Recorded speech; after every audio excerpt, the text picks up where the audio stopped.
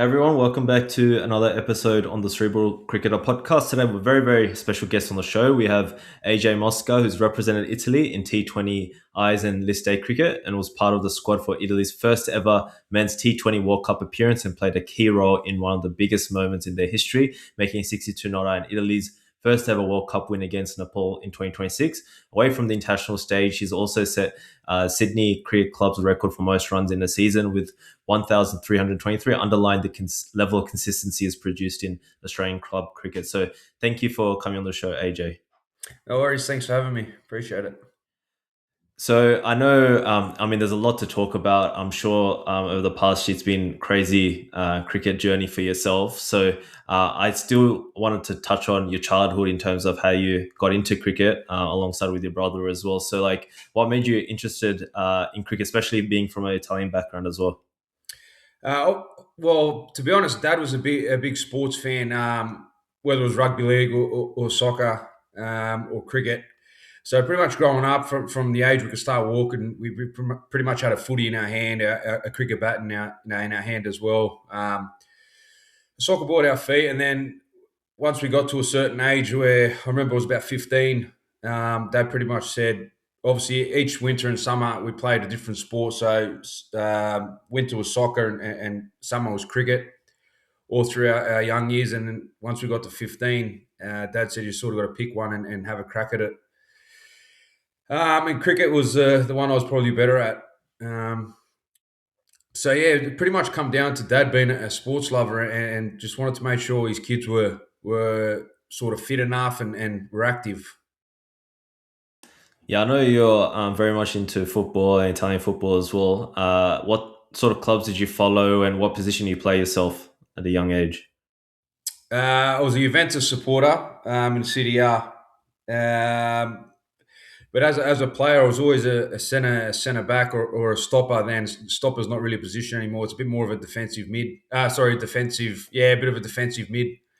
Just used to make tackles and then pass the ball. So that was it. Really, it was pretty limited.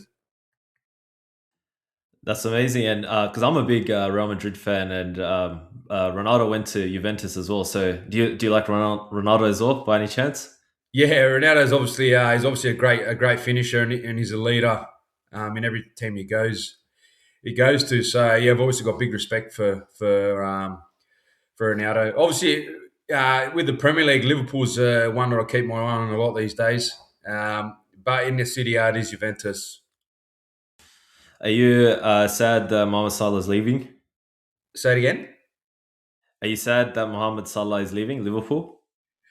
I am, but I feel like it's time. I feel those older guys that have been there for 10 years or so, it's time to move on. I feel like his legs are getting a bit older now.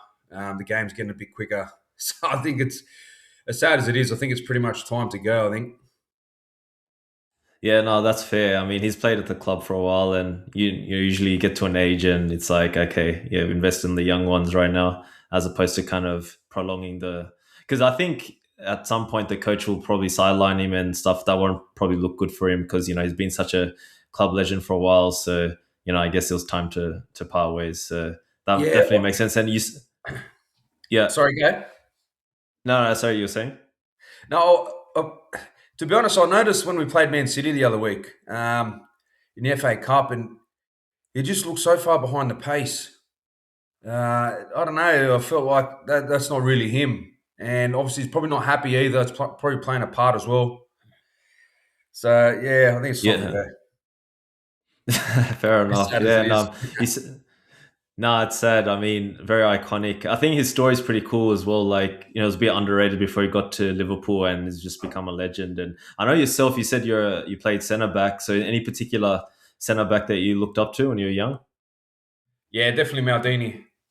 Um, it was more of a left back, but he and Cannavaro. To be honest, the whole four in the Italian side of the '90s were pretty much what I based my defending around. I just wanted to go in, win the ball, go in hard, and obviously distribute, give the ball away. I wasn't really good on the ball. It was just pretty much win the ball, win the tackle. That was it.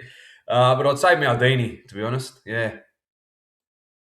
My to give a bit of context, one of my best friends is Italian, so I actually got him a Maldini jersey as a gift as well. I think whereabouts from Italy are you, like is your background and your family from? So I've got three quarters. So my dad's side's Abruzzo, which is pretty central, probably an hour and a half from Rome. And then my mum's dad is from Calabria down south. Oh, okay, yeah, my best friend Raf, he's from Calabria as well. That's his family as well. So yeah, like it's interesting because you said Rome, and I was actually looking at some of your scorecards, and I think the ICC qualifier you played in Rome, and I'm like, how must that be like playing cricket in Rome and the pitches there? So I tried to even Google image some of like how it looked like. It was a bit hard to gather. So yeah, I'm just curious, how's the pitches like in Rome? Look, um, if you had to think of Italy, you think of food and put it this way: it was on a farm. One of the fields was on a farm, a tomato farm, right? So it was like in the background, it was like a big tomato farm. There was chickens running around, and there was like a synthetic wicket just put like straight in the middle of it. So that was one of the grounds. The other one is just pretty much central of a race course, a Rome race course there. Also a synthetic wicket. So it's obviously a time now. They're going through a stage now of getting a big facility ready for cricket. But in terms of that tournament and that tour, it was pretty good in terms of obviously getting through, experiencing how it's played there, and obviously the facilities. Obviously, yeah. Now in this after the World Cup, I think there's big plans to get a big facility happening there so we can upgrade and get with the times. No, that's amazing. It's exciting, and I think that's why I wanted to cover as well the journey from Italy from a few years ago till now. The way they made the World Cup is truly inspirational. It's an amazing journey to witness as well. And speaking of which, you said this synthetic pitch in Rome was it? Did it play up similar to I don't know the syntho pitches in Sydney, or was it a bit different? It's funny because the first they recently just before the tour they recently laid a synthetic layer on top. It was brand new, literally just brand new, ready for the tournament. Um, and we get there and probably two or three balls in, there were balls that were coming up off a half volley, just coming through, had height, and Tommy Draco who can bowl quick. If we'd face him in there, training on a centre wicket, it'd be a lot of blokes were standing leg side of the ball because we didn't know what the wicket would do. Um, so we had to.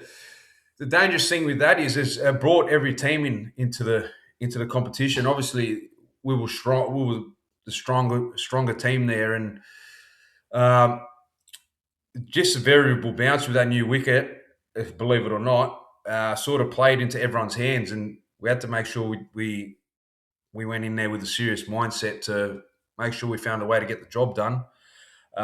So that wicket there was pretty, mate. It was pretty open, to be honest. You didn't know what you're going to get. So, mate, there was one game I think we were 3 for 10 after six. So, yeah, I think it was against France, and yeah, we were like, right, we've got to pull our heads in a bit. And then obviously we found a way to get the win. But yeah, it was an exciting tournament just to be in Rome. But yeah, it was a bit tough with one of those wickets that we played on. Yeah, no, that sounds crazy. I can imagine. And I guess to ask you about that specific situation from a mental perspective, like how did you adjust according, or how did the team approach that situation when it comes to pitches that have such variable bounce, and especially when you're facing? I'm not sure if the opposition had quick bowlers like you said with Thomas there, but to his because he can. I've seen him crank it up to 140, 140 plus. So Yeah. obviously on Syntho, it's not fun because I've actually it's a funny story, but I've said this on a different podcast where because I'm in Melbourne now, but I lived in Sydney my whole life. So once I rocked up to a game and someone Irshad who bowled 150 kilometers an hour plays in PSL What? and stuff like that. He was yeah. So there was this. Lahore, I think Lahore Qalandars and Sydney Sixers or something, or Sydney Thunder had a program. So then they would have like Harris Ralph and Salman Irshad kind of being in Sydney and training with the BBL team or something like that. And so he was living in Sydney at the time, and so he would play like random comps. So you might just kind of bump into him. And so I rock up to a game and he's bowling like 150 clicks on synthetic. It was the craziest, That's not safe. So if you yeah, bowled a bumper, it ended up going over the fence for six, wouldn't it? On a, on a yeah. synthetic. So what happened? Literally, in our team, we had a guy that played first grade before, and first ball, we didn't know who he was. So first ball, he bowls him. It hit his helmet, and we're just like, "What the heck is this?" Like he didn't even see the ball, and this is talking a first grader as well. It's not just like a normal park grade cricketer like me. Then we searched him up on Google, and then we're like, we see highlights. Salman Irshad gets misbowled huck out PSL. It's like, what the heck is this guy doing? So, anyways, that's a bit of a tangent. But yeah, so I relate in the sense that like must be crazy. Like you're facing that on Syntho, and you said with the variable bounce. Like, how do you adjust? Like, what do you do as a batsman? Because obviously you have the skill set to be able to that, but obviously it's a different challenge in of itself. So, how do you go about handling that situation? To be honest, we knew that we were going to get enough bad balls. Um, without being disrespectful, it was just a matter of time before we got something in our half. Well, that was my game plan. We were still trying to take the game on. So if it was a half volley and I wanted to take it on, I was going to take it on. You weren't really going to get done for pace by some of those other teams. So it didn't really wasn't really a big factor for us. It was just more, to be honest, it was more facing like Tommy and Harry Menenti at training. That was pretty much the issues because 140 a 140 half volley just kicking up around your chin was the one to look out for. But in terms of the game situation, we didn't really change much. We knew we were going to get our bad balls, so we still had that positive intent to play. And then as a bowling unit, if we bowled full and straight at the stumps, Tommy could generally beat the bat 9 times out of 10, and there was a bit of turn on that wicket too. So Krish bowled really well. They ended up. We knew we were going to get 10 chances one way or another if we stuck at it for long enough, and it didn't really change that much, to be honest. We just still went in there with a positive mindset and made sure we did the 1%ers right. We knew we'd come out on top. Yeah, it's amazing, and I mean, I'll circle back as well to your childhood, and in particular, you mentioned you and your brother played a lot of sports growing up and trying to keep it competitive, and then you eventually picked cricket because you felt like you're better at it, essentially. And from there, did you have any particular coach that taught you the fundamentals of the game, or anything like that? And you obviously gravitated towards batting. Like, were you a keeper bat or a bowler at some point and then switch to batting? Like what was that journey kind of, picking your trade, and if you had any particular coach that guided you in those younger years? Uh, During those rep years, under nines and under tens, I was a keeper batter. Um, And then I just made the transition. I didn't really like keeping that much. And I just made the transition into a batting all rounder. I started to have a bit of a bowl by the time I was 12, 13. Then got a batting coach. I think his name, Ian Gill was his name. He used to coach at Bankstown. We did a bit of work together. Then moved over to Mark Atkinson, 15, 16. Did a lot of batting work with him. And then probably about 17, 18, I went on with Daniel Smith and Ash Squire and stuck with them for since then up until now. So they've all played a role one way or another. But obviously over the later years, Daniel Smith and Ash Squire have played a massive part in developing my game through those years, through my 20s and those great years. Is this the same Daniel Smith that played for New South Wales as well? Yeah, yeah. Or is this it? Okay, so just curious as well, like in terms of each coach they had along the way up until now, what sort of aspects did you learn from each coach, and did they also help you with the mental side, or did they mostly cover the technical side to your batting? Well, obviously, over the years, the game's changed and evolved in different directions. So, probably through the 2000s, when I had Ian Gill and Mark Atkinson, they were really probably a bit like older school. Get your defence right, make good decisions. So making sure my defence was right was a big one, and leaving the ball well was something I got out of those two coaches. Being a little old school, which was really good and important in my growth in red ball cricket. I think that was a massive part. It wasn't until I made first grade where I was probably limited.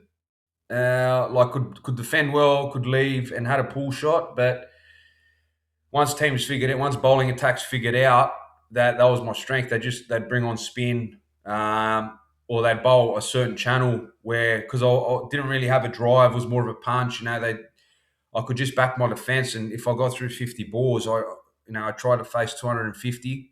Once I got through 50 balls, try and get 250, grafting around, and then each preseason all the way up until 27. Whether it was 1 year, I'd do spin, use my feet, practice hitting pace over their head. It could have been playing the pull shot, hitting it on the head for one, because my early days, I just wanted to hit it for six. So obviously, the older you get, the bowlers get quicker. Getting caught at fine leg was a thing through my early years in grade cricket. Um, so yeah, with Smithy and Ash, they're a bit more obviously getting with the times, a bit more freedom, so a bit more relaxed presence at the crease, free the hands. Obviously, back yourself if something's in your half, type of thing. That's obviously the way the game has evolved. It's sort of gone away from being a grafty opener. So they each have had a different role throughout my years, but they've all played a massive part. Put it that way.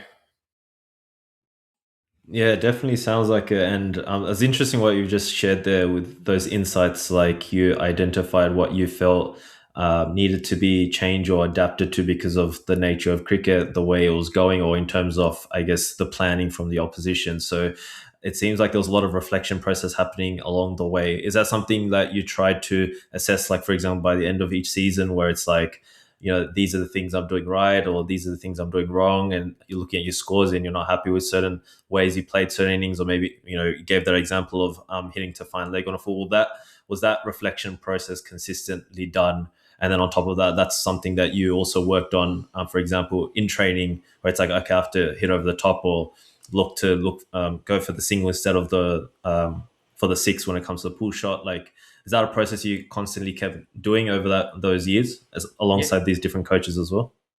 yeah. Well, that's it. So I reckon I didn't miss a training session with Smithy for 5, 6, 7 years. Every Friday, I'd go see him. After work, I'd go see him, and we'd just work on whatever it was. So after every game, I might talk to him during the week. We're obviously very close. He was my captain at the time, and I'd say, Tug, but like Smithy, I'm struggling to get off strike for the spinner. I want to start putting pressure on him, and then for about a month straight, every Friday, we'd go work on spin work, right, and then just practice going, whether it was hitting at the side screen or using my feet or sweeping for about a month straight or longer. We'd just be working on that. So by the following year, I had that shot up my sleeve, and I feel like you're batting at 28, 29. So each preseason, there was something different I wanted to work on.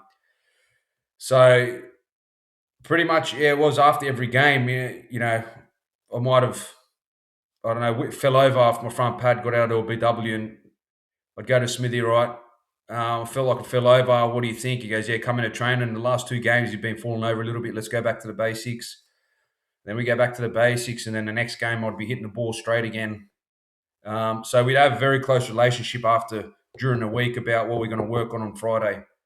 And then by the time I got to 27, 28, I sort of knew my own game, where I would train with Smithy, but if he wasn't around because he had retired and he went into coaching, and he had other things going on in his life, where I'd have to just rely on what he taught me over the years to get me through. And then if I ever actually needed him, he'd always be around. Same with Ash Squire. Ash Squire is the same. He'd always give me the positive feedback that I needed, or he'd tell me what I'm doing wrong. I did a bit of work with him leading into the World Cup, which allowed me to have a baseball swing. Um, so that was a big one for the World Cup. Smithy was with the Thunder at the time, so they're both great coaches in their own ways that are teaching me how to develop my game moving forward. That's really interesting. You said about the baseball swing. So how did that look like? Like how did the training look like in order to develop that baseball swing? So that pretty much come in. Obviously, I've only noticed when you start to play at that level, and when you watch enough cricket on TV, guys don't really bowl you any more step hits as much as what you would get in club cricket. So all the good batters can pick up good length and go over cow corner, sort of a baseball swing style. And I remember saying, I feel like we need to work on that if I'm going to be any chance of doing well at this level. So we went in there, and I remember actually I started off doing bounces with a baseball bat and practice hitting it on the head. Um, and then just got Ash or Smithy to bowl sort of top of the stumps, waist high, and then just trust in my swing to pick it up and go over cow. And if it came straight, just go with it. So that was a big thing. I felt like I could back my swing if they happened to go full. So I probably didn't do as much work there. It was just really more using the pace in baseball swing, which is something that played a bit of a role in that World Cup. I felt so, I yeah. know you definitely played those shots, especially in the innings against Nepal. So did you feel like those trainings were effective to help you, especially in the World Cup? Yeah, 100%.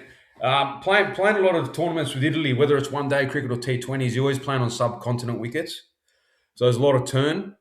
And I know the same with spinners. I had to develop my game more so going away with Italy than I probably have to with in Australia in regards to spin, where because there's so much variable bounce and turn and a sweep shot was big for me.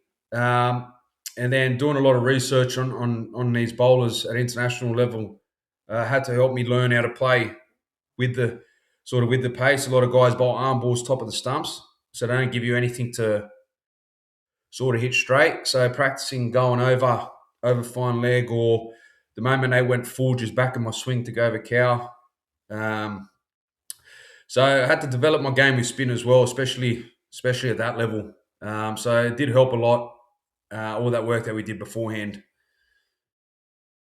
I think it's an interesting point because obviously you're accustomed to, and when I was looking through your scores in regards to grade cricket, like you played grade cricket for quite a while. Like I think I have it here, like at 18 years of age, I think that's when you played second or third grade, and then by 20 you played first grade, and then you've been playing that for like a decade or so, or even more.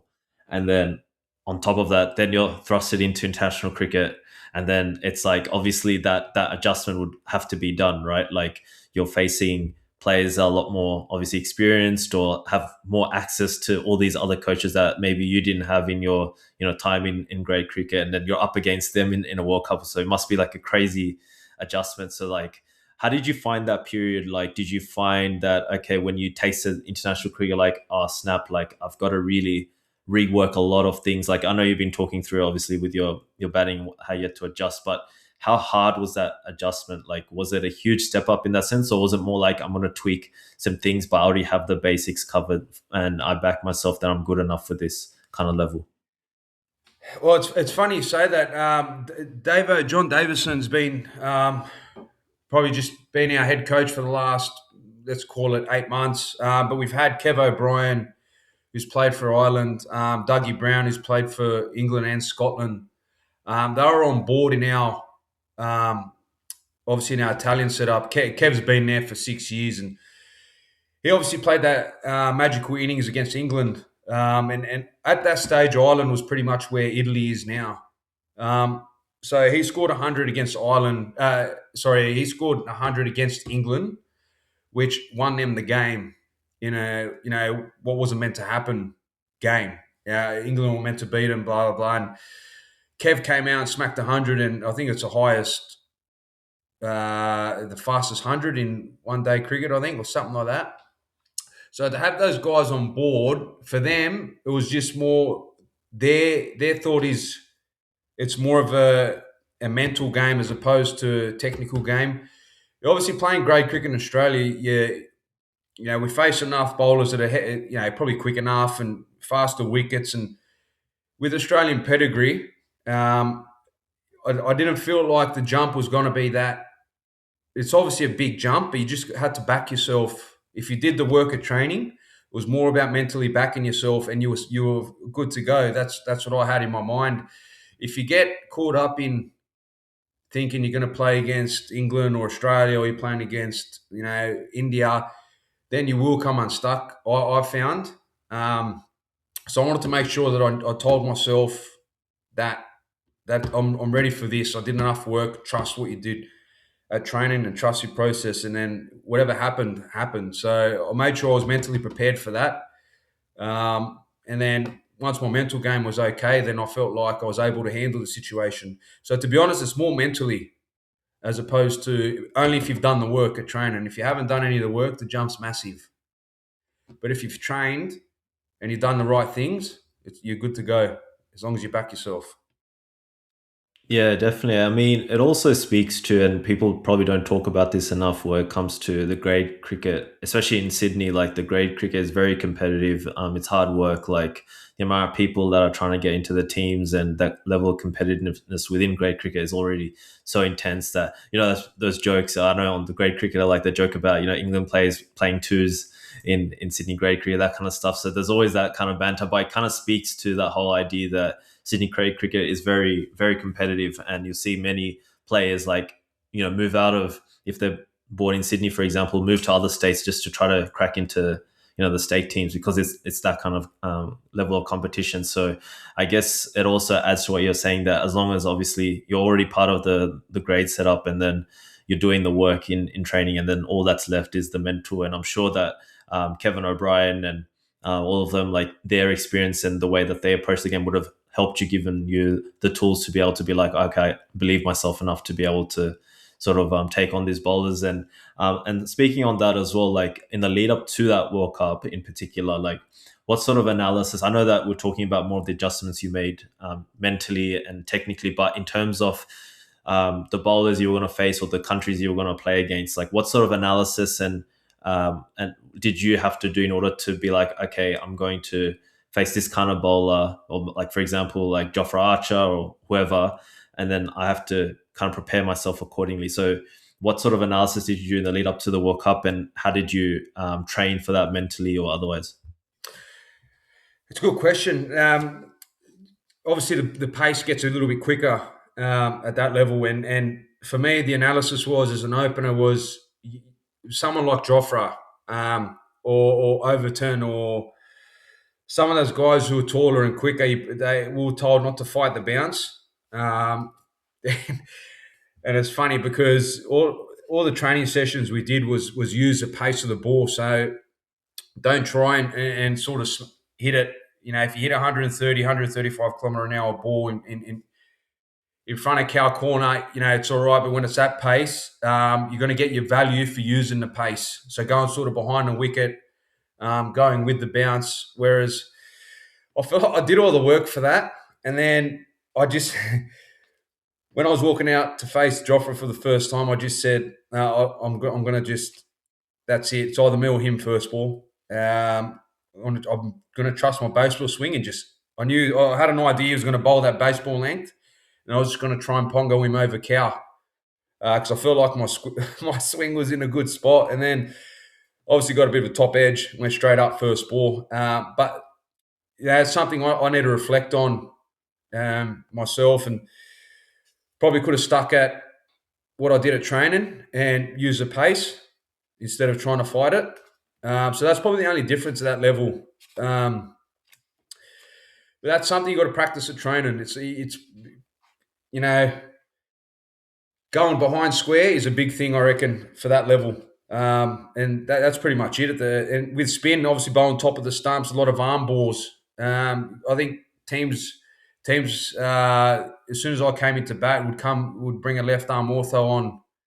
So I did a lot of work on that, and they pretty much said to me, stand outside leg stump and either carve him through the covers or get inside it and use the pace, because you're going to go fast at the top of the stumps. And use the pace and go over fine leg. And I did that a couple of times, and then I brought their length full, which brought in a slog sweep. So I tried to keep my game as simple as that with spin. Um, and then with pace was if I felt like I could get on top of it, back my baseball swing. And then if it was quick, then hopefully try and just use the pace and go behind square. I just kept my game plan to that. You're speaking of left arm orthodox. I suspect because in the fourth game against West Indies, you actually hit a few boundaries against Akil Hussain. So the example you're giving, was that in relation to how he was bowling to you, and you were trying to adjust accordingly, and they sort of knew maybe where you might find it a bit more tricky, and then you just adjusted accordingly. Like you said, you moved on the leg stump and tried to, was a a cover, if I'm not mistaken. So every sorry, the night before every game, we'd obviously go in and do an analyst meeting, and our analysts would go through and say, right, this is his strength, whichever bowler it is, this is what he does. And Hussain bowls a lot of arm balls, and then also changes his pace. So I pretty much set up for outside leg stump, and obviously anything short, tried to back and go through cover, and then I just took the risk with maybe second or third ball. I can't remember when it was. I'd get inside the line of it and then just help it on its way. And I remember the following ball after that, he bowled changed his pace and went a little bit fuller, and I could back my slog sweep. So sort of fell into the game plan that I originally wanted. Happened to fall into that way. Um, so I happened to get him away for a few that ball, and then I probably got greedy on the last ball and tried to go scoop him again. Um, but that was the plan with opening the batting. Davo and our coaches were like, mate, you got to take the power play on at this level. We can't just graft around. You go there, back yourself. You've done the work, and just take the power play on. So I just was in an attacking mindset the whole time, and would back myself against. Yeah, you had no choice but to back yourself. Otherwise, you wouldn't sort of survive. So yeah, unfortunately, we lost that game, but take a lot of learnings out of that game, and all of them, to be honest. So that was good. Yeah, it sounds like a lot of adjustment in the sense, like you just mentioned, like you're getting like the coaches are telling you that, look, at this level you have to back the power play, and it just seems like there's a lot of adjustments to be made in a short period of time, and it makes me think that, like, there's one thing to, for example, you mentioned against Akil Hussain, going down, going and positioning yourself more on the leg side and playing, you know, some people might say more unorthodox shots, or shots that you probably don't play conventionally, what you've been used to, playing normal, grade cricket, and trying to play, orthodox, with the orthodox technique, all that kind of stuff. So I think within that transition, there's a level of courage, right? Like, to be able to do that. And plus, I wouldn't say, maybe I'm wrong. Like, obviously you said you've trained for and practiced for it, but actually, like, doing that in the game consistently, I think is a different thing altogether, right? So did you find that difficult, like, when it comes to, I think it speaks more to the mental side, but like, just suddenly being like, okay, I have to play in a certain way that I'm not accustomed to, because that requires a lot of bravery, that requires a kind of fearless mindset. Not to say you don't have it or something, but it's not something that you had to exercise as much consistently in grade cricket, just because of the nature of, the different ways it's Yeah. played, right? So how did you find that adjustment from that perspective? And if so, how did you go about? Because it's one thing to know this is a game plan, play this shot over there. When he bowls a short, play this shot, whatever it is. But then it's one thing to be like, oh crap, like, I've got to play it, like, I've got to just, not feel overwhelmed by, I don't know, the nerves or the feeling that, oh, what if I fail, or, having that sort of, mindset as well. Well, see, this was. I know it was only a short turnaround from the qualifiers, so it was only 6 months or 7 months from the qualifying to playing the World Cup. But this was probably 4 years in the making. And obviously our goal as a playing group was to make the World Cup. So we sort of knew probably 4 years ago that we had to up our game from there on, if we were any chance of playing at that level. So I know I said leading into the World Cup, I did a lot of work on a baseball swing and stuff, but we did a lot more, a lot beforehand as well. So it was probably pretty repetitive. So that leading into the World Cup, like mentally I was ready to go. So the adjustment wasn't that big because I felt like I'd done the work for quite a few years, and topped it up more so leading into the last few months leading in. Um, so the adjustment was fine. It was more so the occasion when we played Scotland round one. I think the occasion got to a lot of us. There was a lot of us that probably didn't play in a decent crowd, and just the theatre of the World Cup. I remember being out there and it was like, right, this is a World Cup, like, and you end up there's some negative thoughts that come into your mind. And obviously, once Wayne Madsen went down with his shoulder, I felt like that game probably gave us a kick in the backside that we needed to back our skill set in the next games.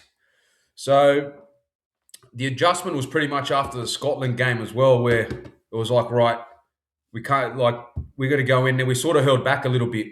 Moving forward, we're going in there. We're backing everything that we've done. So the adjustment was easier after that Scotland game. I felt like the Scotland game was still a little bit, or what do we do here? It was like, oh, the occasion. Um, yeah, it was a little bit. We probably held back a little bit there. But after that, we all backed our skills. So the adjustment was pretty good after that. It was pretty bad luck. If it doesn't happen, it doesn't happen mentality. Just go and have a crack. Yeah, I think that's actually I wanted to ask a bit in terms of the spectacle. Like you just described, like playing in Rome and those qualifiers years ago, and you're playing on a farm, and now you're in the World Cup. Playing against Scotland, a crazy adjustment in that sense. And obviously, in the lead up to the World Cup, there's a lot of fanfare. India, especially being a cricket crazy nation as well, so passionate about the cricket. Like you'd have been getting, or the team would be getting that kind of attention as well, especially with Italy being in the World Cup for the first time.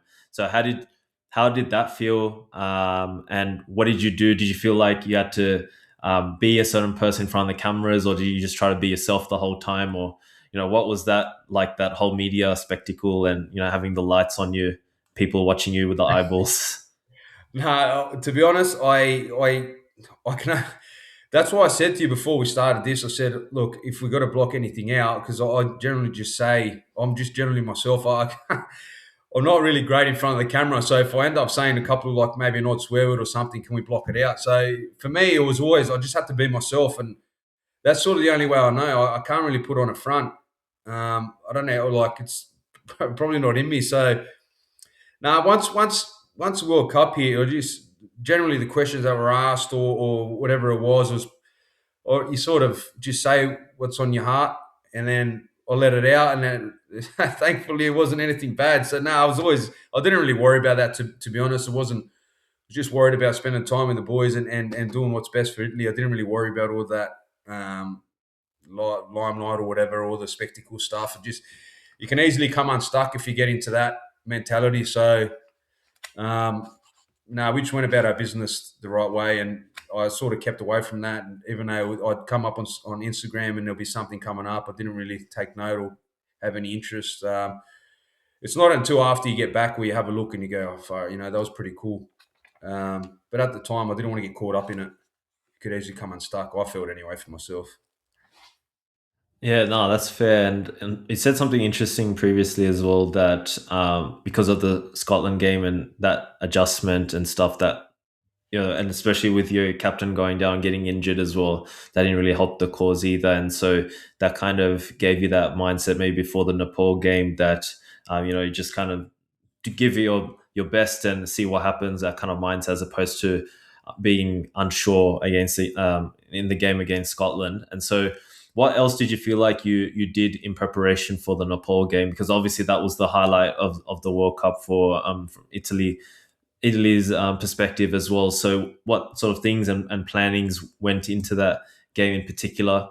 And how did you look to target certain bowlers? Did you look to bowl a certain way to different batsmen within Nepal? Because you did restrict them to 123, which is really big feat, because they'd pushed England literally the game before. So I'm sure that would have made you feel a certain way, in the lead up, like, oh wow, Nepal's doing good. They pushed England, and now we're up against them. So yeah, I just wanted to get some insights in terms of the lead up to that game against Nepal.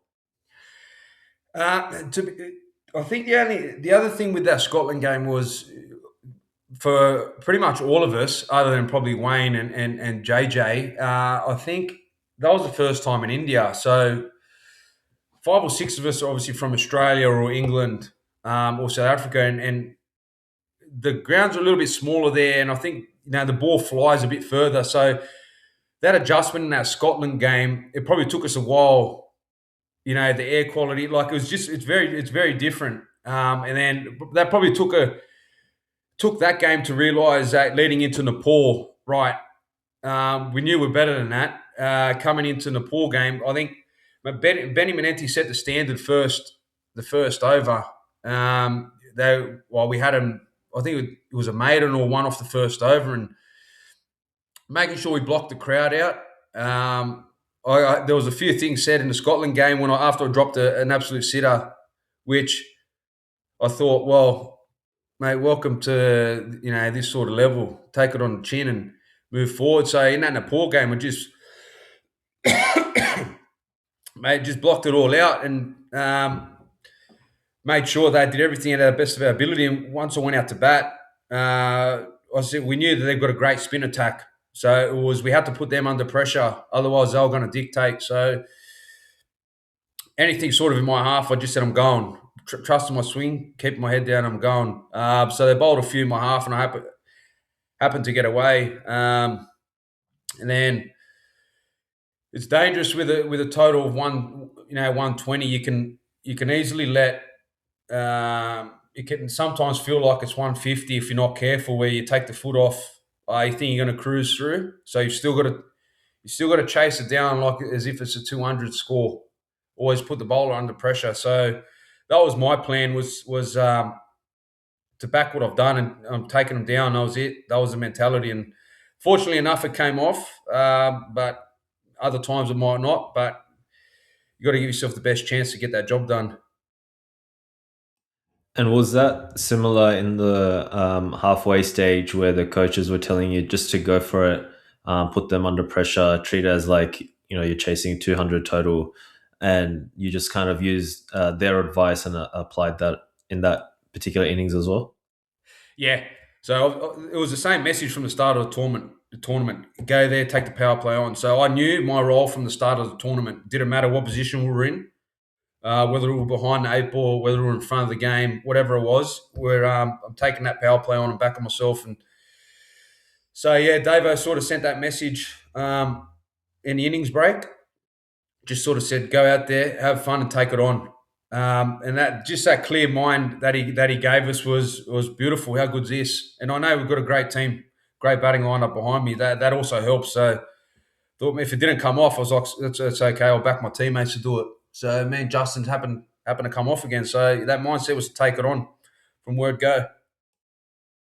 Yeah, that's amazing. And because I watched that innings live as well, because I actually followed Italy's journey in the World Cup pretty closely, partly because of my best friend as well, being Yeah. Italian. And in that particular innings, it looked like you were kind of in that flow state, like everything was just like coming off. So how did you feel out there in the middle? Like, there's one thing to feel like, okay, I have to take the power play on, but then there's another thing where you feel comfortable doing it, or feel like, oh man, it's not really, clicking. And so, like, mentally, how did you feel out there when things were just because that's how it kind of looked like whatever shot you're playing, you just seem to find the boundary, and you're hitting some big sixes as well. So, how did you feel out in the middle?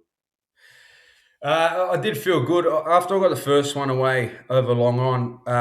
It was important for me to keep my process every ball, not get ahead of myself. There was a few that came out of the screws out of the middle, but every ball I had to stick to my process in order to get a good result. Otherwise, if I premeditate, or if I do something, I want to do this, do that, then I'll go away from my process, and you can come unstuck, and then you're leaving it up to someone else. I think it was very important to make sure that we got that job done ourselves once we got through the power play. So every ball, I had my process for it. Right, Lamushane, he bowls a lot of wrong-uns or sliders. So if it's in my half, I'm going to try and go over cow, or I'm going to do that that lap, and then if he bowled a short wide one, I could back myself to cut him. So that was just my game plan. I literally simplified my game plan that whole time. Whatever decision I made on that ball, I had to do it at 100%. And then when the pace come on, it was look. It's a small ground, and that wicket's pretty flat too. So you could back your swing to hit a lot of balls for six there at Kolkata there, Mumbai. Sorry. And in terms of your process specifically, when you just mentioned, and are you referring to, for example, like when the ball is running in, watching out of the hand, and in between balls, you're doing something in particular? Like, how does your process look like specifically when you're out in the middle, especially in the World Cup? So for me, it's once I tap my bat, I'm telling myself, watch that ball. Like if I feel like right after I face one or two balls, I go right. Think side screen and then react. If I feel like I want to hit a six or I want to take the game on, so I tell my if I think side screen, then my head's in a good position. Generally, if I want to try and swing hard and I'm in a bad position, I usually fall over the offside and I'm in a bad position. So I generally tell myself think straight and then react. So if I'm in that headspace and I can trust my hands to try and hit the ball where it should go, where it has to go. So that's my mindset. That's really insightful because sometimes a lot of players are thinking way too much. Like you mentioned, and you made reference to this earlier, where I think at times you or the coach would be like, "Oh, I feel like I'm falling over." So it seems like something that you are mindful of because maybe you might err in that direction depending on if you're not kind of switched on enough. So what you do is that you're telling yourself to look at the side screen, which will help you to stay straight. So like I think a lot of batsmen, what they do when they're trying to make sure their technique is on point on when they're out in the middle, like they'll think, oh, is my shoulder here? Is my feet there? Is my I don't know, knees aligned? Is my bat in Mm. the right place? Or all these sort of stuff, and that can overwhelm a player because obviously the most important thing is to watch the ball closely and react. But obviously, sometimes you can do that and things aren't clicking, but that might be because of your position or your technique, whatever it is. And so you've kind of simplified it to the point where you just like think straight, and then that helps you to stay aligned. So is that how you apply that think straight and look at the side screen just to make sure everything's aligned so that you're not falling over and to make it easier for yourself as well? Yeah, well, we've all been through it where we overthink things. One day you might hit a nice on drive, and the next game you feel like you can't hit that on drive, and you start to think, "Oh, what's going on here?" It's two different wickets. Yeah, you're putting too much stuff in your head. And for me, the older I got, for me now, it's right. If my head's in a good position, I feel like I'm good to go. Whether it comes off or not, I've given myself the best chance to have a good result in that ball that time. So pick the bat up first slip and think side screen, and then the rest looks after itself. There's a lot of times where I'll go, I want to hit one over cover, so I start to look at cover, and then the ball might be a bit straight. I'll end up falling over, and I scum it, or I'm out LB or whatever. So it's very important for me to pick the bat up at first slip and think about hitting at the side screen, and usually I can react to wherever the ball is. That's my theory now, and that's how I'm going to play moving forward. Yeah, no, I think that's incredibly insightful as well. And circling back to the game against Nepal, it must have felt so amazing, like stuff of dreams, like playing in Australia, playing and growing up in Sydney. Now you're representing Italy, and here you are with your brother that you've grown up with, making 124 run partnership. So how did you feel when you got to that finish line and you got the victory? There's that famous picture. I've noticed it's on your Instagram picture as well. It's like out of a movie, Yeah. honestly. That photo, right? Yeah. So how did you feel? How did the family feel? Must have been such a stuff of dreams. Probably one of the best memories of your life, I guess. Yeah, well, to be honest, that shirt's a bit tight for me. I think I had a few too many naan breads, um, and some rice before then. Nah, sorry, Justin and I sort of said to ourselves, especially once again after that Scotland game, was to block out the occasion. So for us, it was just about to going about our business. So we didn't think about what was on the line. We didn't think about how many we were playing in front of, what the occasion was. It was just get the job done. Like as if we're playing at Campbelltown or Drummoyne Oval, wherever it is. It was that same process. So I thought to myself, obviously, once we both got 50, I thought, we're close here. Let's just find a way to get the job done here. Um, and then obviously for net run rate too, if we were any chance of making a Super 8, so it probably would have been big for us too. So I also had that on the back of my mind, not just to throw it away. Um, and then we hit the winning runs, and it was like it wasn't until I hit the runs and got that single that I was like, I wanted to look, because obviously my dad passed away in 2009. So the first instance was to just like, I don't know, just yell at him. I don't know, it was just like cheer for him. And then it was for my grandparents who gave us the opportunity to play for Italy, who fled the war in Italy. All those emotions after the winning runs were hit sort of came, and then that's what that celebration was. And then I had time we shook hands and had time to walk off. And I remember hugging my brother, because there's a lot of lows in through our younger years, a lot of highs and lows, should I say, especially more so with dad passing. And then so it was good just to wrap an arm around him, and it was a way to say thanks for the opportunity to the people who have passed, who were close in our life. So the emotions were high then and that night. And then, to be honest, it wasn't until we got back from the World Cup where we sat down, had a couple of beers, and we just like, it was, we had a laugh about it and had a chat, and just spoke about how good it was. And obviously, it went off a little bit on social media. So yeah, there was all these memes of me doing, like, celebrating, and it was nice to see all that after the World Cup. But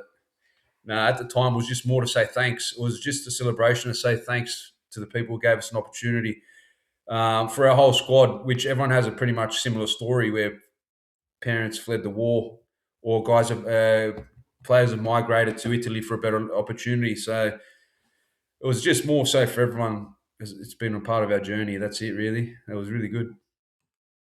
Yeah, I know that's an amazing story as well, and I can only imagine how many people were proud, and especially like in general, I reckon like all of Australia were behind you, considering obviously born and bred here in that sense as well. So I think we all enjoyed that story. And did you feel a lot of love from like Australians because of the achievement and that accomplishment that you're able to do in the World Cup? Yeah, no, I did feel a lot of love. My Instagram sort of went off. Like, when we got our phones back after the game, it was just there was heaps of stuff, heaps of messages, and then I put it to the side because I just wanted to celebrate and be around with the boys. And it wasn't until I got in my hotel room and had a slight flick through, and there was guys people went to school with I haven't seen since school days, and old teachers, and just randoms from around Australia, or there's a few in the UK that just sent me a whole heap of messages. And it was really nice to see that. And obviously, it's I really appreciate those comments that everyone sort of sent. And there wasn't too many bad ones at tour. Usually on some of the other ICC games that we play, there's a few there's a few other messages they get sent. So it's good. No, that was really good. I appreciated that. It was really nice. Yeah, it's amazing. And so the next game was against England, and I don't know how the team must have felt, obviously on a high, being Nepal. And then you guys, I'm sure you would have thought at some points like Nepal pushed England, we just smashed Nepal. So surely, if the maths work out, then we can beat England. So did that win against Nepal in that convincing manner give you that confidence to be able to be like, yeah, we can take on England. Let's make it happen and push England to the best we can. Yeah, well, we spoke about it before the tournament. Was our mindset was to go in and we're taking it on, once again, regardless of what happens. So obviously, with a lot of Australian pedigree and English pedigree and South African pedigree, to compete with that country probably wasn't as far as what people thought. So leading into the England game, we've obviously watched them play at the highest level, whether it's watching them play Test match cricket or whatever it is. And they've got some great players there, and some pretty much 1 to 11 are all match winners in their own way. But we knew that we had to go there and fight and just compete to the best of our abilities, and we knew we'd get close. So we're probably on the back foot at the start, and then our middle order and Justin just sort of got us back in the game, which is what we're about. Is if it doesn't come off in the power play, we've still got the batters and we've got the lineup to be able to get us ahead of the game. So we obviously Grant and Benny had a great partnership there, and Justin played well too. So mate, they fought hard, and it was never out of reach. We never thought that game we never thought that game was going to be too far away um, from winning in our own minds. Whether that's reality or not is a different thing. But mentally, we're always giving ourselves a chance to compete. Because once again, if you go in there thinking you're playing England, you're gonna get they're gonna walk all over you, and you can't afford to do that in a game like that. So they beat us fair and square, but the mentality was to go in there and compete, which I thought we did. One thing as well I noticed going through some of the grade scorecards is that you actually played with Harry and Ben, obviously your brother and yourself, in the same grade team as well, if I'm not mistaken. So Yeah, that's pretty crazy how one Sydney grade team has four international Italian players in that as well at some point in time. But I mean, that's hindsight, right? At the time, you probably didn't know that. Or unless you had played at that time, which I don't think you have actually. I think at that nah. point in time.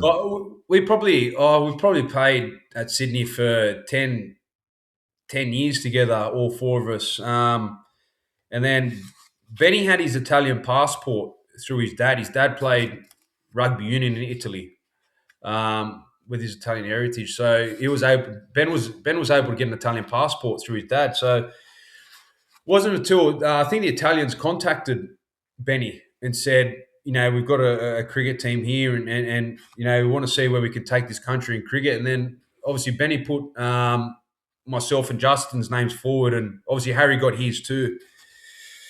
And yeah, so that was probably 8 years into playing cricket together at Sydney, or probably a bit more, 10 years. Justin played threes with Benny, and Harry was only a kid at that time. So yeah, we've sort of known each other for oh, 13, 14, 15 years. So we've been very close mates even before the Italian stuff evolved. We were best of mates, and the Italian stuff come up, and then it's only another excuse to play cricket together, and then obviously to give back to our family, which was unreal. But we've happened to play a lot of cricket together, so we know each other's sort of games. That's for sure. Yeah. Yeah, so that's actually something I want to touch on. Like, I could tell, especially in the Great Cricketer podcast you guys did, there was a lot of chemistry there in terms of friendship. And so I suspect as well, like playing together for that long, that chemistry would naturally help, right? Like when you're playing for the Italian team, and I'm sure that that would have helped ease some nerves at some point, maybe even subconsciously, you don't even realize because you're just playing with mates essentially that you played for over a decade or so. So did you feel that that was the case? Well, just having them around and being playing with them for a while now in grade cricket. Yeah, well, we won a few comps together, us four as a team, whether it was at Sydney or a couple of T20 comps, a one-day comp, and a red ball comp in Sydney. And then once myself, Harry, and Ben moved to Tassie for an opportunity, we won a comp there too. So it, taking that into the World Cup was pretty similar. Like Benny's a big competitor, as is Harry, with the two different cricketers, so to speak. So it falls into place. You have two Mosca guys, sort of openers, and then you had Harry, who's a number four, and then Benny's a 5 and 6, is a goer. So it sort of falls into a place in a cricket team, so to speak. So we've all batted together and had partnerships together where Benny takes a game on, Harry hits the ball in areas that players probably don't do it as much, and myself and Justin are probably traditional openers, just conventional cricketers, and just batting, spending time together in the middle, whether it's in the field or it's just you go in now, sort of fielding a deep square or deep cow when Ben's bowling. Not that I know what he's going to do, but I feel like I can anticipate how Benny is and his mood, and it plays a massive part in teams and winning. I feel like, or has over the years for myself. He's a very good competitor, as is the other two, Harry and Justin. That's amazing because I noticed you guys, I think, went down to Junction Oval for that Sheffield Shield final, if I'm not Mm. mistaken, to Yeah. and then congratulate him as well when he won it for South Australia. So, what was that like being in the sidelines watching that play out? To be honest, that was unreal watching that final. Not knowing, just being a spectator, not really knowing anyone. Played against a couple of them in club cricket, but when they won that game, South Australia were out of that game for pretty much 4 of the days. They were behind day one, behind day two, day three, and then the last hour on day four, they happened to get a couple of big wickets, and then they won the game in day five. And it was just, that's what red ball cricket's about. It's never usually won. It's usually won on the last day. That's what cricket's about. And to see the way they hung in there, that South Australian side, and just kept going and going and going and taking it deep, and always believed that they were never out of the contest. To see them win that game, and then to go in the sheds and to see the vibes, you can tell they're a close group. That once they cross that line, they're all in it for the same reasons. They've got a great culture there, and this is only someone who's, I was with Benny's dad, just sitting down. We were sitting on one of the chairs there, and we could just see the vibes in the sheds, and you can just see it's a great culture to be a part of there at South Australia. And that's the reason why they've gone back to back, to be honest. So man, that was a great, and it was good to see Benny win another one. To be honest, as a good mate of his, it was good to see him do well. It's good, very proud. Yeah, no, that was amazing, especially going back to back. I was actually meant to drive down on Saturday to watch the game, but then my car battery got flat, so I was stranded at home, unfortunately. So I didn't get to catch some of the game in person because that was my aim. But yeah, no, it was really great to watch on TV in general, like amazing, and especially with Alex Carey like coming back, kept South Australia in the game as well, and then rest of the balls fighting back, on the last innings as well. That was truly amazing to watch. And speaking of the World Cup as well, circling back to that, by the end of the World Cup, how did you get a chance to interact with other players from other teams that maybe you looked up to, or did you get any advice from them or any learnings from anyone that you interacted in your time in the World Cup? Well, so I had a bit of a chat with a couple of the West Indian boys. Darren Sammy, just had a chat with him. I pretty much wanted a West Indies shirt, so I spoke to him after the game, and he's 6'6", strong, built like it's like an ox. Um, I had a chat with him, and he was a polite guy. I just said, by chance, is there a shirt that I could have from one of the players or whatever that I can take with me? I know you're not going to want an Italian one, but I'd happily take a West Indian one, please. I've watched you since I was a kid. So, but then obviously with the England game, myself, Justin, and Harry played club cricket with Jacob Bethel when he came to Sydney. Had a season at Sydney, so had a beer with Bethel and just had a chat. And mate, what a great guy he is. And you can see why he's having so much success. He's a great personality, and played club cricket against Phil Salt. So we're just sharing some old stories of club cricket when he played in Sydney. And obviously that Sydney side that we had a bit of a reputation. I don't know too many players liked. So he was just telling a few stories, and no, it was good. That was pretty much the England guys just had a beer and had a few stories of some Sydney great days. That's it. It was Darren Sammy and no one really from Scotland. Nah, that was it. That was pretty much those two countries that we sort of spent time with after the game. And speaking of Jacob Bethel, you said played with him in club cricket. You also played it with Zach Crawley, if I'm not mistaken, and Eskenazi as well. So, what was that like playing with them during your time in grade cricket, and then suddenly you're facing Jacob Bethel in the World Cup? That must be so weird going through that Uh, experience. yeah, well, I probably played the most cricket with Joe Denley. He came down for probably 4 seasons. at Sydney. Joe Denley was one that probably I also taught me a lot about the game. Just sitting with him after the game in the sheds, he just telling stories. I learnt a lot from Joe Denley. And then a few years later, Zach came in, and Steve Eskenazi in the same side, and then both different players in their own rights. And Zach was another one. Just the way he stands on top of the short ball. Obviously, he's 6 foot and he's a tall lad and he's a great guy. Learnt a lot from Zach too. Just the way his mentality is, and polite, mate, the nicest guy you ever meet. And Eskenazi's a legend as well. Hockey background, so he hits balls where most players don't really hit him, which is why he probably had a pretty decent T20 career, Esky. But yeah, had some great overseas come over and try and develop their games in Australia. Obviously, wanting to play for England and playing an Ashes in Australia, I think that was their thing, was to come out and play grade cricket and get used to the wickets. And if there was an opportunity, that they were ready to go. And yeah, it was a privilege to play with those guys, and to come against Bethel in the World Cup game was pretty special too. But mate, he's an athlete. I remember one of the boys smacked one. We needed a boundary at the time when we were playing England, and we smacked one. It was as hard as anything, and he just dived one hand and stopped it and threw it in. That's guys you want to learn off. And he's only a young kid, and I'm 34, and I feel like I can still learn off someone at that age. So no, it was good. They're all good fellas in their own way.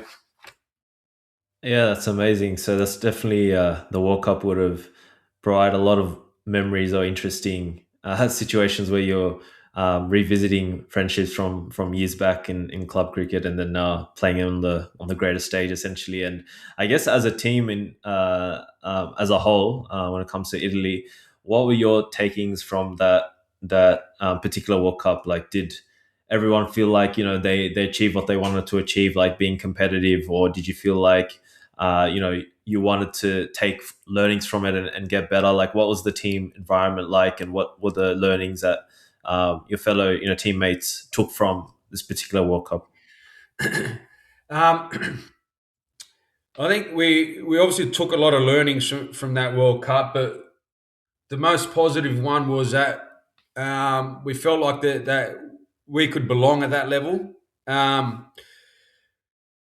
Whilst there might have been a couple of guys that we might have second guessed ourselves at some stage leading into the tournament. That was probably just clarity to say that we do the right things. We belong at this level. And for me personally, there was a lot of learnings. Actually, to be honest, I think a lot of guys, when we look back at it, there was a couple of opportunities that we let slip in the games that we lost, which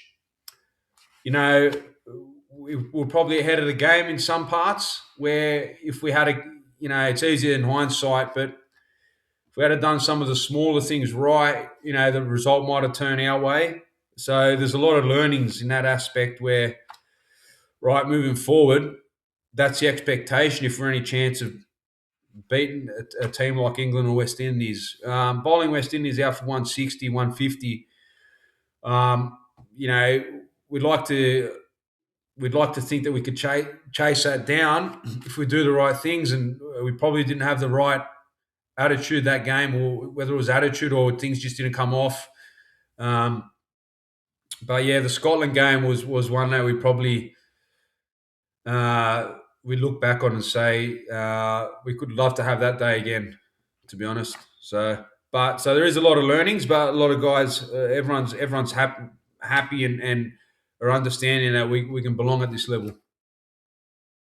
That's amazing. And when I kind of go back to your first game, I think it was in season 2022-2023 for Italy, where you're playing the sub-regional Europe qualifier, and you're versing teams like Greece and Croatia and Isle of Man, and you're playing in Finland. That's probably actually, speaking of which, I wonder what the pitches are like there. And now, you fast forward to 2026, you're literally in India in the World Cup playing against the likes of Nepal, England, West Indies, and Scotland as well. So did you ever fathom that you'd get to that stage? Because that's quite an incredible journey.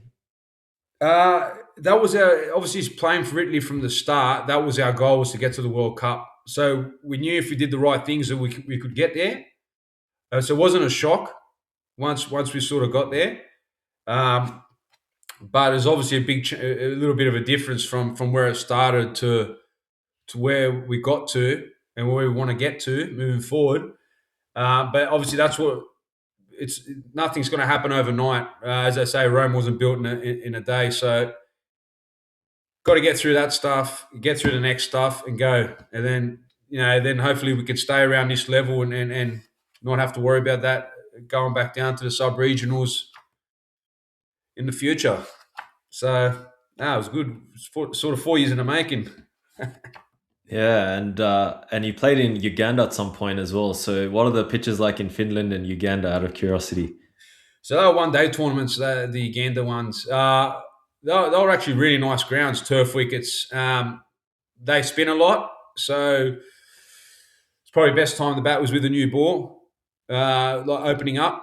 And then obviously once a spin comes on, it was tough to score. A lot of sweeping. You got to do a lot of sweeping and just wait for a half tracker, hit it out to deep square, deep cover, deep square.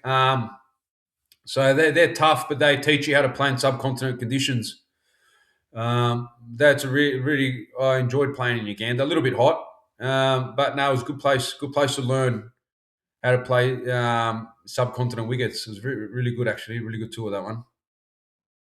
Yeah, it's amazing. And I know we've kept you for a while. I'll ask a few questions before we wrap up the show. And I actually wanted to ask you about, in particular, those season 2020 to 2021. You actually, for Sydney Cricket Club, you broke the record. I think it still stands at 1,323 runs for the club, highest aggregate in a season. So, what did you feel like you did right that particular season when it comes to your batting in particular? I feel like I knew my game. So, like I was saying before about the training over the years, obviously being limited at 18, 19 to a defensive shot and a pull shot, and each year just got better at everything. Got better at scoring opportunities. Otherwise, you weren't really going to survive.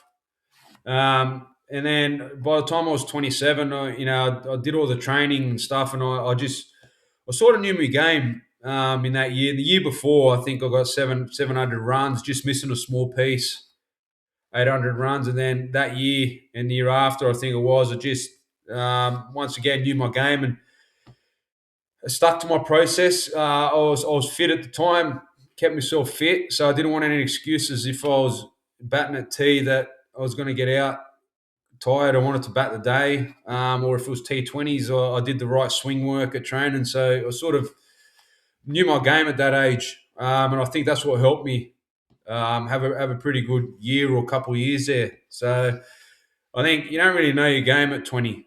So you might have a good year at 20, but 21, 22, you're still learning. It's not until you get to 28, 29, 30 where you've played a lot of cricket and you're experienced and you see how things get done and you're a lot better thinker.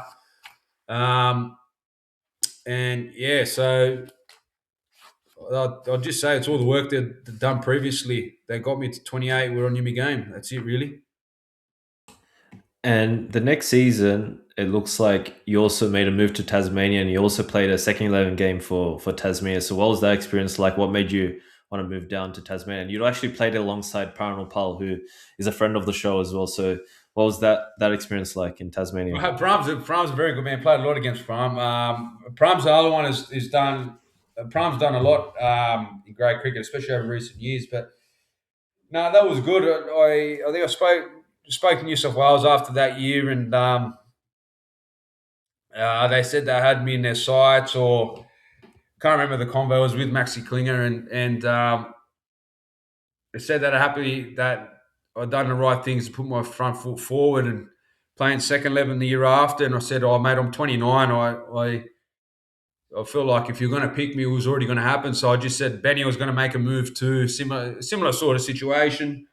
Um, Benny was going to move, and I said we rang up a guy out at Sydney Cricket Club.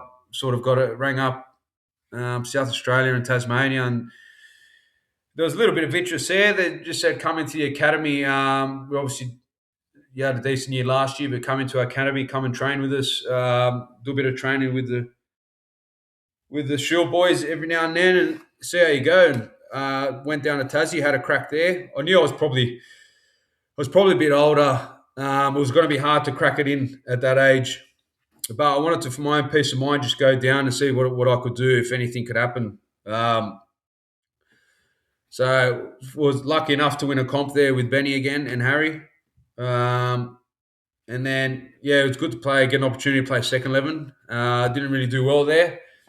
And then yeah, that was it. And then I think played another couple of years in Tassie because I loved the lifestyle, and then moved back to Sydney, just spend time with family. Yeah, it's amazing, and yeah, like that, I'm sure that those experiences would have helped you in your journey for the Italian team and to get to where you are, especially in the World Cup as well. And I'll ask just maybe one or two questions, specifically on the mental and strategic side. Like when it comes to your batting specifically, like I know you touched on it in terms of your process, but how do you maintain focus? And when it comes to like the bowler running in, are you trying to actively like watch the ball out of the hand? And I know you said you made reference to reacting as well, and trusting your instincts as well. Is that something that you feel is transferable regardless of the pace? Like I'm sure facing Jofra Archer who's bowling 145 or 150 clicks is a lot different to facing 125, 130, obviously. But I've seen some players that tend to do better against quicker bowlers because it's just pure reaction, and as Mm. opposed to maybe slower bowlers that seem to have to wait till the ball kind of gets to them. So how did you feel, and what did you do, like in terms of like, did you keep it to that same mantra of like, I'm just going to watch it closely out of their hand and just react essentially? Like did you find that kind of pace adjustment huge in that manner if you stuck to that, those core Um, principles that maybe you're working on? t- Look, to be honest, I enjoy pace. So for me, if I was to face a quick bowler, someone like Jofra, well, I can't really talk. He got me out first ball, but for me, it was uh, watch the ball and use the pace. So I had on my mind of obviously thinking straight, but I'm going to be using the pace more so. So even if I'm thinking straight, my head's in a good position to still be able to use the pace behind the wicket, as opposed to someone who's a little bit slower, where I would say I'd try and pongo him over his head, if that makes sense. Um, so I was probably, if I had got through that first ball, obviously once again in hindsight, if I had got through that first ball, I probably would have moved around, moved across. If I feel like I want something on my pads, I'll usually walk across the stumps and use the pace that way. So hopefully I could go over fine leg. I didn't get the opportunity. He got me first ball. So no, with pace, it's the same thing. Just watch the ball, react. Probably use the pace more so. I shouldn't try and fight the bounce. Use the pace as opposed to someone a little bit quicker. I might try and I don't know, my mindset, trust my swing. Does that And make is there sense? any? Yeah, no, that definitely makes sense. And I want to ask you regarding, when it comes to mental routines, do you have like anything that you do before the game? Like, I don't know, it could be visualization, journaling, or meditation, or any other sports psychology tools that you utilize outside of the actual game. No, to be honest, I just try and I used to listen to music a lot. If I was going to a red ball game where I knew I wanted to try and bat a day, I would get myself up and like try and get into a contest because I didn't have to free my hands. It was more of a defend, leave.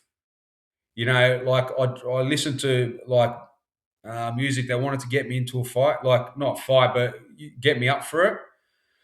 Whereas T20 cricket, because you've got to be free and relaxed. Yeah, before a T20 game, or more so now, I'll just relax, have a laugh with the boys. I'm in a more relaxed mindset. So if I'm too tense, I can't have freedom in my swing. So the two different games, I'll have two different sort of mindsets. Um, so yeah, that's it. White ball cricket is just relax, go hang out with the boys on the bus and have a laugh, be free. There was no real routine. Couple of hits in the morning, get a few out of the middle, and I'm good to go. Um, Red ball cricket, just I'll try and get up for it Not bang, keeping solid in defence, make sure my defence is right. I want to get bowled, bang. And then yeah, it's a bit different. I don't know. I used to put some stuff in my head, but yeah, it's more of a yeah. It's two different mindsets depending on the game. And is that because you feel because of the nature of longer format cricket, because it can quote unquote maybe get boring at certain periods of the game, and you might feel out of the contest and not as focused? Is that something you feel like that you've identified in your game, and therefore it's like, okay, I'm gonna try to keep myself as much in the contest as possible, and then music sort of helps out with that process because of the nature of Test cricket, longer format cricket, essentially. Yeah, that's correct. That's exactly what you said then. The nature of the longer form. If you take your foot off at any stage in red ball cricket, the momentum can swing. So if I got out within 30, 40, or 50 balls, or more so 30 balls, then I wasn't too, depending on the shot, I like as an opener three, you're going to nick off. That's just reality of cricket. So if I got out before then, I was, I'd be angry, but I was okay. But if I got out after facing 50 balls, that was when I was at my most. I'd be very disappointed in. I wanted to make sure I was always focused every ball. If I got through those 30 balls, every ball was to focus to try and obviously face 250 balls. If you face 250 balls as an opener three, then your team's usually in a position to win the game. So times have probably changed in recent years where guys are a bit more, they're not, 100 off 150 as opposed to 100 off 200, 250. So obviously the red ball game's changed probably a little bit, but I'm still a big believer in if you're an opener and you can face 250 balls, then you're putting your team in a good position to win the game.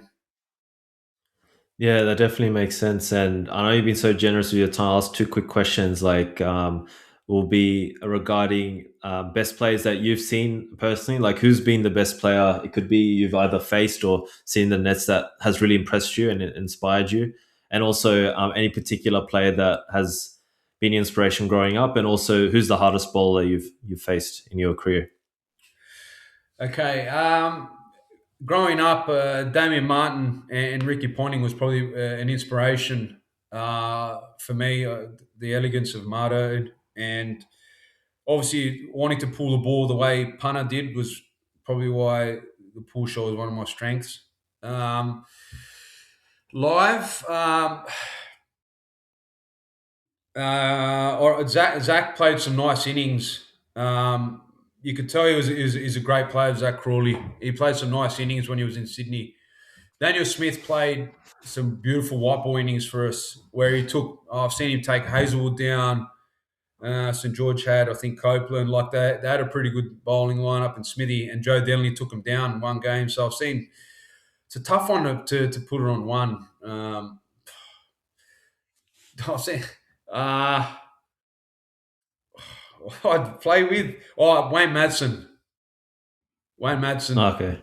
for Italy he's played some unbelievable innings, especially in the one day stuff. Some scored some big hundreds that were in a bit of strife. So Wayne Madsen, I'd say, be there too. Yeah. Okay, nice. Uh, Steve O'Keefe, I found hard to score off. So I feel like as a spinner, he was the hardest bowler I faced. In terms of pace, obviously I only faced one ball from Jofra, so I can't really say Jofra, but you know there was a guy called Danny McLaughlin who was quick when I was younger in Sydney. He was left arm, bowled quick, and tried to hit you in the head. So for me, that was an eye opener as a young bloke. Hazelwood was another one. I'm not sure. Hey, probably Hazelwood didn't give me anything to score. That's tough. But one that sticks out was Sock. To be honest, Steve O'Keefe didn't give me anything. Absolutely nothing. Pram, I think Pram said a similar thing when I interviewed him about Steve O'Keefe. Like, yeah, very. I mean, we know how good he is. He obviously played a lot of domestic cricket and all that kind of stuff, franchise as well. But I guess he's kind of underrated in the sense that because he didn't really end up playing for Australia that much, if I'm not mistaken. So, like, he He played actually a couple had. of games, I think. Yeah, I think, but not for like over years or years. Like he probably should have. Just unfortunate, I guess, it didn't work out for him in that sense. But Yeah. yeah, definitely an underrated name in that sense. And yeah, and I think in terms of like his thinking behind the game, I think Pram mentioned that he was like second to none as well. The way he thought Yeah. about the game and all that kind of stuff. Yeah. Yeah. Yeah. But no, Good for us. But yeah. No, thanks, man. no. So thank you so much for your time. I don't know if you had any final thoughts before we wrap up the show.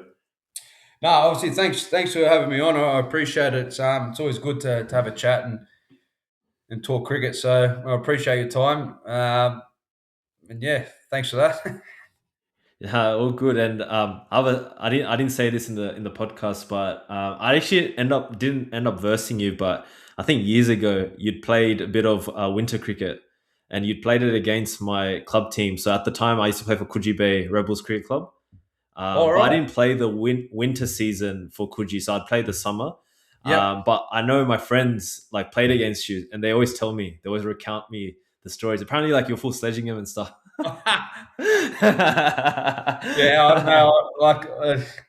Yeah, I don't know. Somehow I found myself having a little bit of a reputation over the years of being a competitor or maybe a little bit chatty, but could be small man syndrome. It could be just wanting to win the game. So I don't know.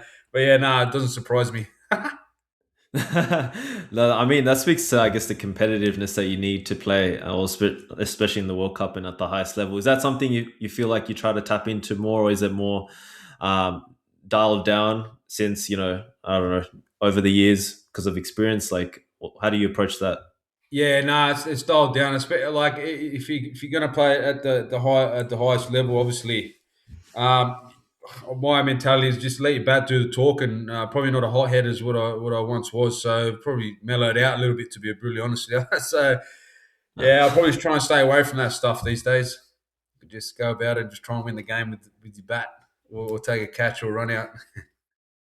Yeah, fair enough. I mean, you've provided so many insightful, pieces of information, and especially regarding to your experiences and everything you've gone through your journey. So I've really enjoyed having that chat with you. I'll probably wrap it up there. So thank you for the listeners for tuning in. If you have any questions, feel free to reach us out on our socials. We're on Instagram, we're on TikTok. You can email us at the cerebralcricketer@gmail.com, and make sure to share our content. We're on Spotify, we're on YouTube, we're on Apple iTunes, and we're also on Amazon Music as well.